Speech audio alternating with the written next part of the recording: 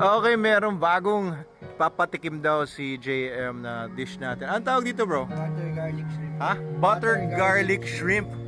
Ayan, oh, mukhang masarap. Mukhang may butter siya. Mukhang may garlic. At mukhang mga shrimp. Tama. Ayos. Sige, titikman natin to. Ano to, kinakamay? Gloves lang po. Oo. Ay, kutsara lang po ito. Eto may gloves eh, oh. Kuha daw siyang kutsara. Han! Tikman natin to, honey. Ano to? Ano to? Ano sabi niya ulit? Garlic butter shrimp. Mukhang masarap nga, guys, oh. To ano? Sikat.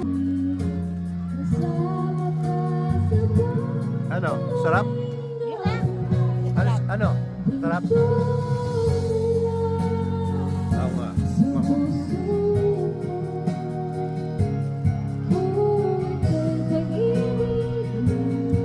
Hindi ko alam kung paano i-describe it, pero masarap.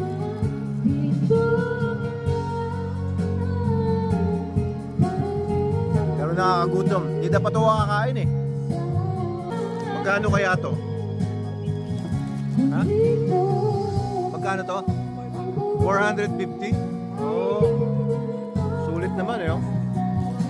Grabe, ang sarap talaga. Pang fine dining to eh. Hindi mo ako mahilig mag fine dining eh.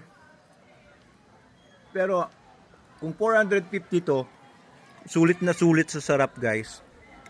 Sulit na sulit ito. Dito lang to sa Manalo Cafe, sa Manalo Resort Hotel. Ayan ang ambience mo dito. Nasa resort ka, kumakain ka ganito, kanin na lang daw ang kulang nito, sabi ni Snooki. And of course, mga iced iced coffees natin, ayan, napakasarap nito from Manalo Cafes, mga finest baristas, ayan.